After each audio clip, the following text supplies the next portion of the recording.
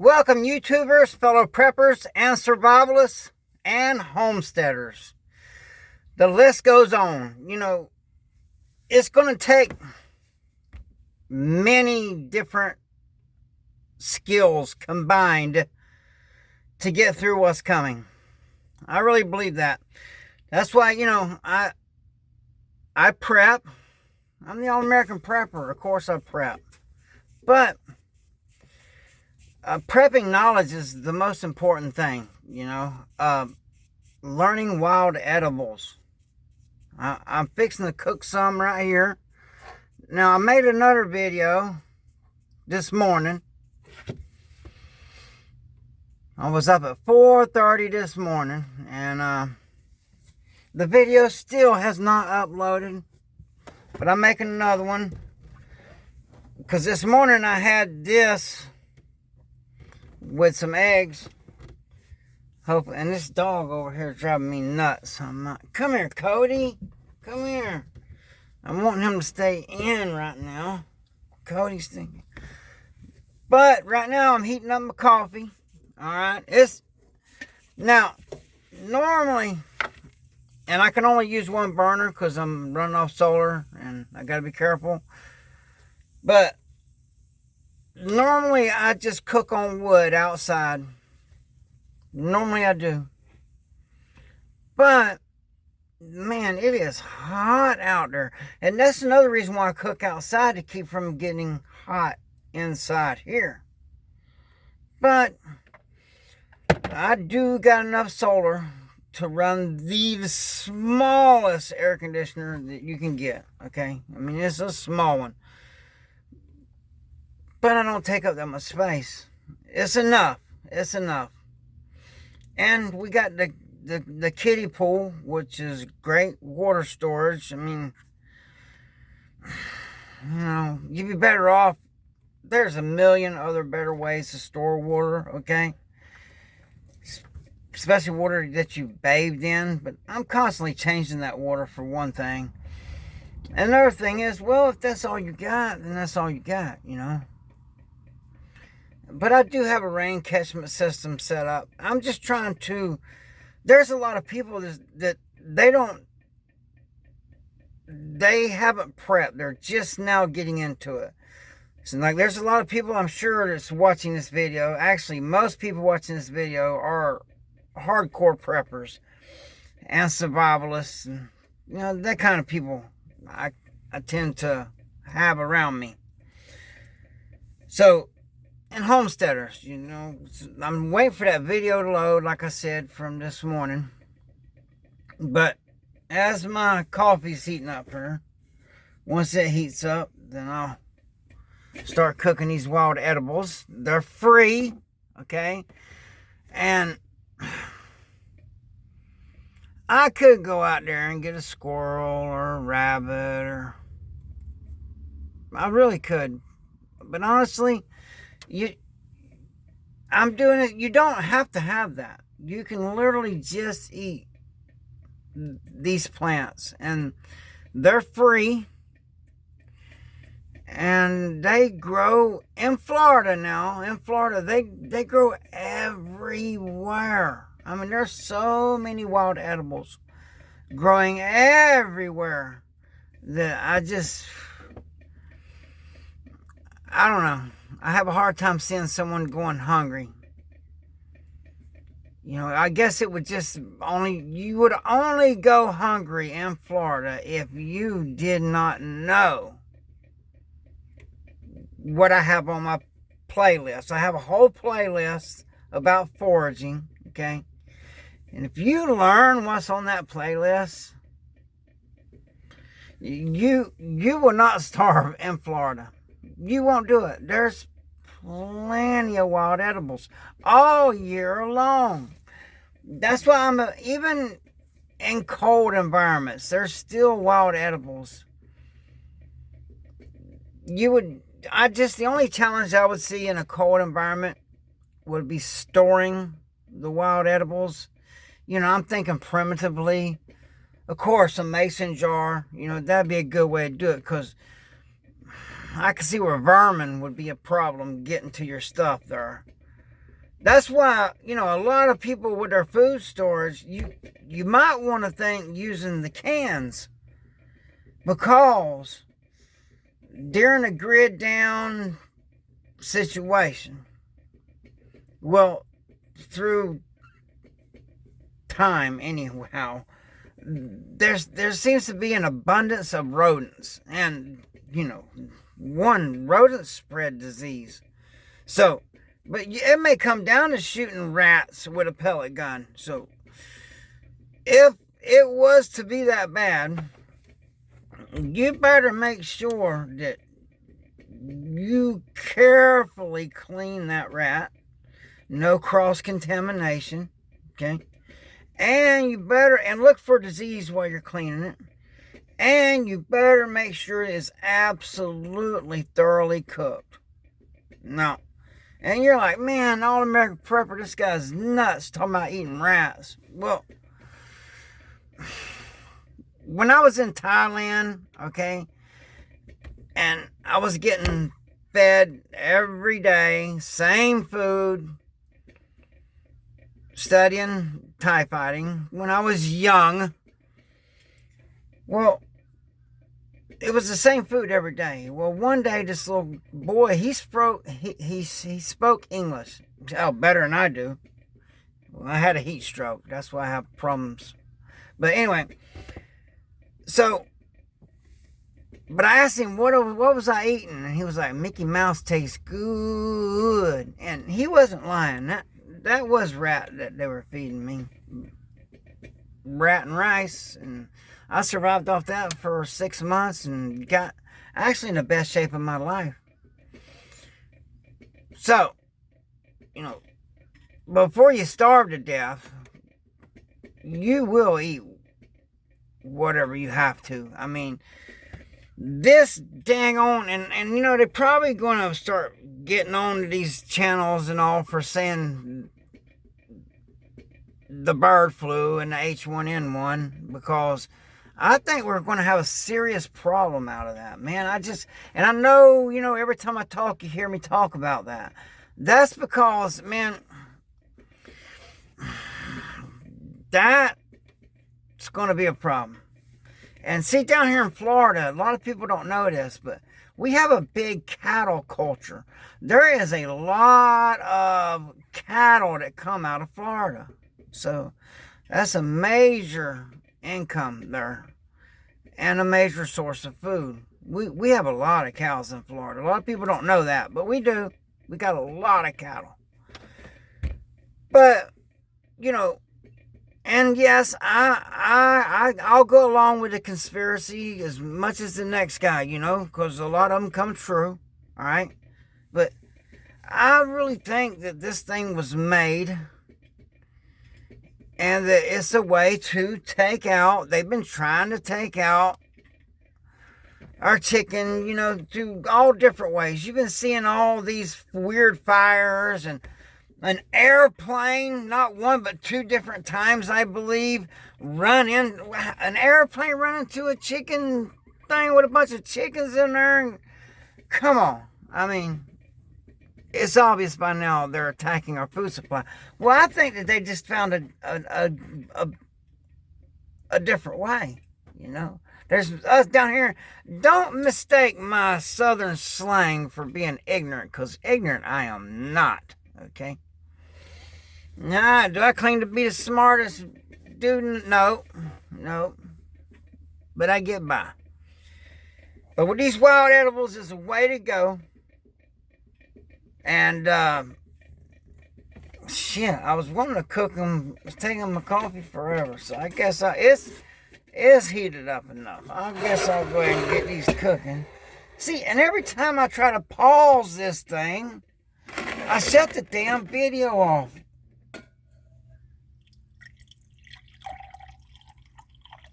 Oh, that is hot and strong. I remember my mom. Look at that. Look. Oh, shit. Look how strong that coffee is. I don't be playing. But, even my mom drunk coffee for years. She's like, dang, boy, you drink some strong coffee. I'm like, yeah, I do. But let's try to get these damn greens over. They're going to take a minute to cook. But that H1N1, man, I think a lot of preppers are not talking about it because they're terrified of losing their birds and their cattle, and it's jumping the cattle, so they say. And it doesn't matter what is. What matters is what they say. You know, if they come and test your birds and go, oh, they got the bird flu, it don't matter what you say, okay? Your birds are done for, okay? I think that's why a lot of people are not talking about it. And then, you know, if it's jumping species, well, you know, not just cows, you know, it may jump species and everything. And so you literally, I mean, what a way to try to take out homesteaders. What a way is to come up with something like that, okay? What a way to make us eat meat this lab grown, you know? What a way to do that, you know? But I'll tell you now, as us true homesteader prepper guys, and I'm just a little redneck outfit, okay? That's another reason why I get, because I got not much overhead. I don't use tractors or any of that. I use these right here, and it's work. And if I had tractors, I'd use them and all. I just never had them, never was taught that way. I just know how to do it my way, and it's the hard work way, okay?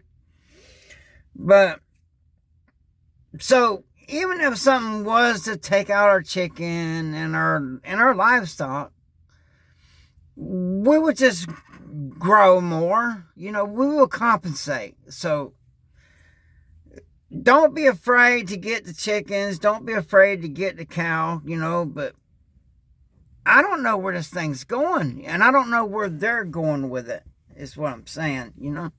I don't know where they're going to go with this, and I don't know where it's going. Okay? So, and I'm generally, you know, I don't want to be that guy, you know. I know somebody that says something, but so don't get discouraged, especially you homesteaders that's really got a lot of animals, you know. No matter what, we are fighters. You have to be a fighter to be a homesteader, period. Some people just don't have it in them, because I'm telling you, it's a lot of work. And I know guys that's got machinery and all, and they still work their asses off. It's a lot of work, okay? So we will find a way, you know. If it's just growing, if I literally have to grow wild edibles and sell them or barter them, I will, you know, because only God knows. If you've been in the prepping community long enough, you know, well, things come and go so quickly now. But when they were wanting people to register their gardens, and then they're saying that home gardens are putting off more carbon, and they don't want people doing that. They would rather you use the industrial complex, you know. And I'm not buying that for a minute, you know, because literally me, it's just sweat and blood and a couple of tears. I ain't even gonna lie. So, with me, I'm not leaving no damn carbon footprint, and I'm running off solar, and I wouldn't give a shit if I was. I mean, carbon has got to be in the atmosphere for things to grow. I'm not a scientist, but it is what it is. So hell, I could be wrong about that. I don't know. What I do know is wild edibles is the way to go. They're delicious. I got some cooking up here. Don't be afraid to homestead, even because of the H1N1. Now, and here I go again, because I'm going to tell you nutrient survival, and now I have a link. When Little Miss Prepper gets home, she'll put a link in this video, probably after it's done, been watched a million times, but maybe other videos below that, but I have a link. It's APP10. You get 10% off nutrient survival, okay? And my look from that is, if the H1N1 does do what I think is about to happen, it's just my opinion. I'm practicing my First Amendment. You know, you can leave all the hate comments you want to, you know, but it don't change the facts, okay? And if we're about to be dairied out, no cows, you know, there's going to be no cheese, no butter, no hamburgers, no, well, unless you want the lab-grown meat, grown chemical hamburger. I think I would stick to wild edibles, okay? If it got to where I could not eat meat out there, and if I could not grow, which they would be a hell of a fight about that. Us homesteaders, you know, we're fighters, you know, so a lot of us are going to make it no matter what they throw at us. No matter what. You got to eat. That's how I eat. This is how I eat. Okay? So, this is knowledge that a lot of people don't have. You can drop me off anywhere in the South, and I can just eat all stuff I can forage. You don't have to chase it down and beat it in the head. You don't have to put a snare up, which I like really running snares and using the pellet rifle for small game. Running snares and a pellet rifle, that's the way to go with small game. And I do, you know, all the big game will be took out. Like right now, we're overran with hogs out here. But the moment everything's shut down and people get hungry, well, us rednecks, we're gonna wipe these hogs out quickly, okay? And you know, a lot of people like, well, you'd be part of the problem if you help wipe them out. Whatever, okay? They're going to get wiped out anyhow, and they're a non-native species. You're able to hunt them all year long. And so, yeah, I'm going to stock up on hog meat, man. As soon as, if the grill was to go down, man, I'm right then, I'm zapping a bunch of hogs, breaking out the salt, breaking out the smoker, and I'm going to smoke the hell out of that meat and preserve it, and maybe have enough to barter with, you know, after I help out my people. Hopefully. I know I'll have extra. I always have extra hog. I fed some to one of the dogs this morning. I fed him a little bit. I don't know. Dogs are different. The other one seems to stomach it better. And I don't think you should be feeding pork to a dog, but that dog risked its life to catch that hog. I've seen a lot of good dogs get taken by hogs. So I thought he deserved a couple pork chops. Just my opinion.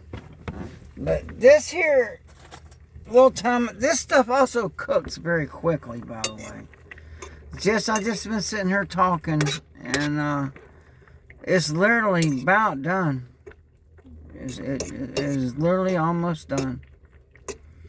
And like I said, you can eat it just like this.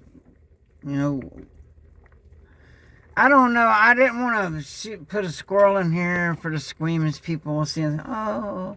But I'm probably just going to make a video and put a warning on there or something. And put a squirrel in here or a rabbit. And that's what I'll do. Or a bird. Just some people, oh, they get all squeamish. And I'm like, do you eat meat? They just think it comes only from the grocery store. I honestly think that, just my opinion, If you're going to eat meat, you should have to kill a couple of animals just to know when you're eating that meat that you did have to take a life.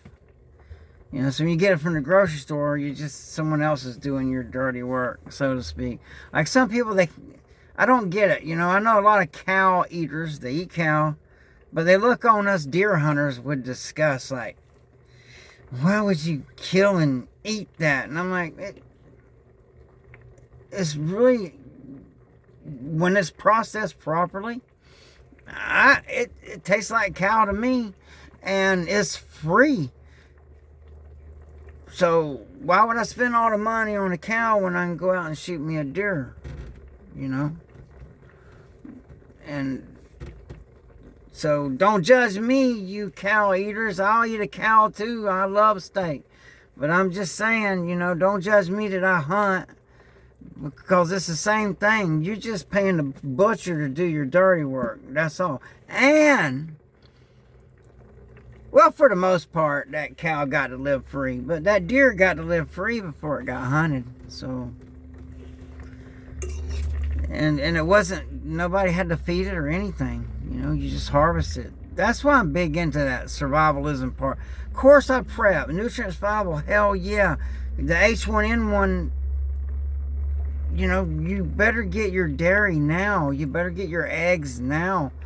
Like, I would buy powdered milk and powdered eggs, you know. I'd get them from them, but yeah, if you get them from anywhere, just store it right. But I would get powdered eggs, powdered milk. You're going to hear me harp on this because I'm telling you, the day's coming.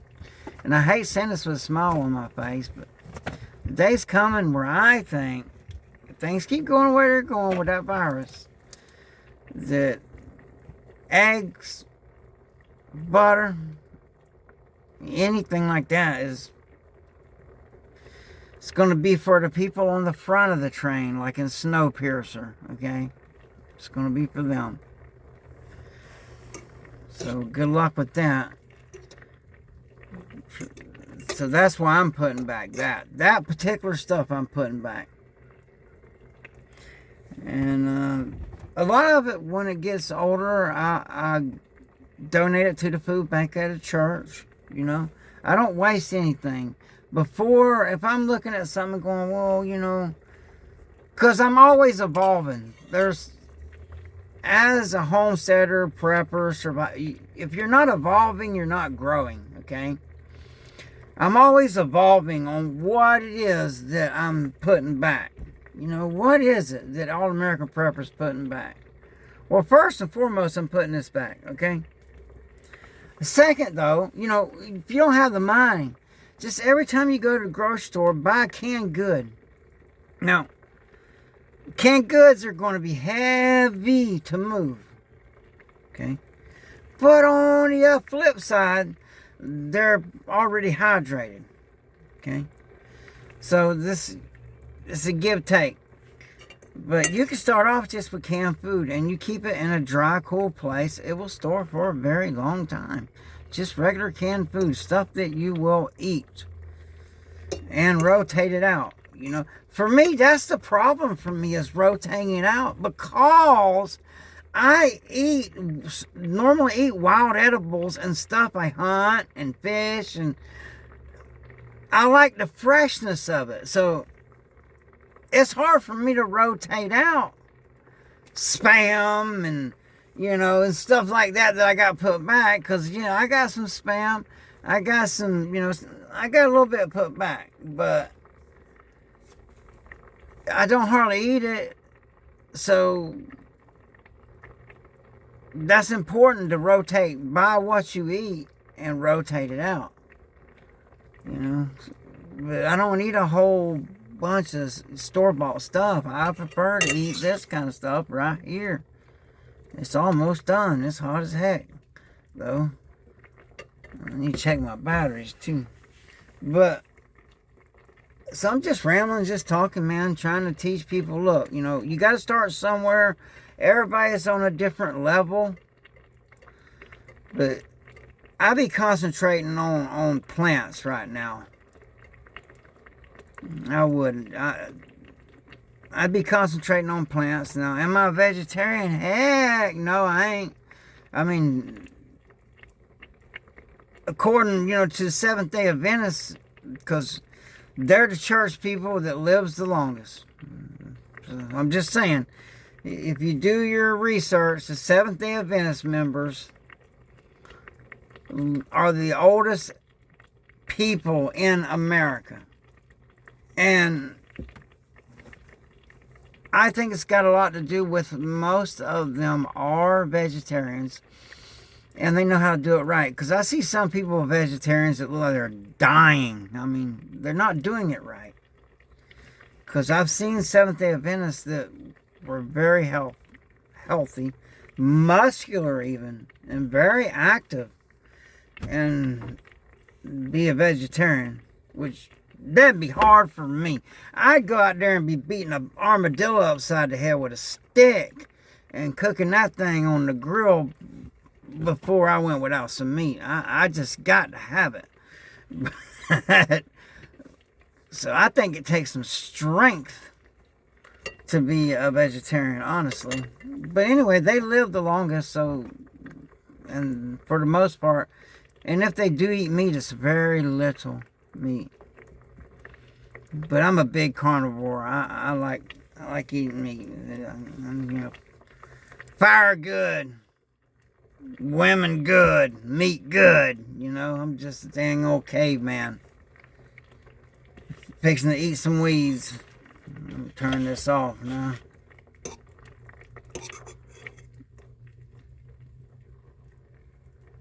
It's hot, hot, hot. But it's really good.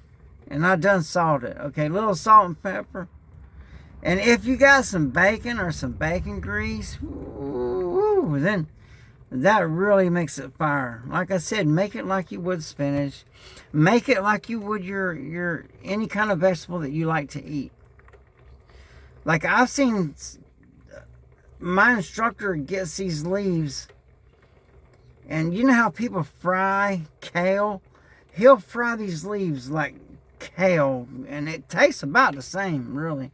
Except for it's free, and it's got no pesticides on it, and no weird science, and no fertilizers, and it's free. Did I mention that?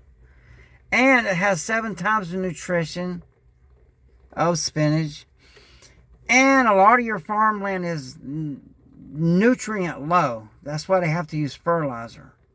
And that's why a lot of people are overweight but still hungry, because you're craving nutrients. But a lot of this, wild edibles is grown on nutrient-rich soil. Now, it cooled off good enough. My mom always told me don't talk with your mouth full, but I'm making a video.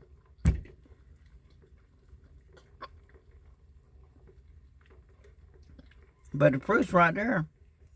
You see me eating it. It's actually very good. It's hot. Ooh, but it's good. So, prepare. Let me eat this.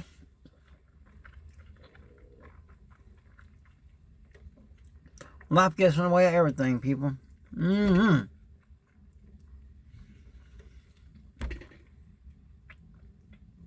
Working as a bouncer, I've had a lot of teeth knocked out, so take care of your teeth, people. Alright, well, it's the All American Prepper. Stay ready. Stay dangerous. And have a blessed day.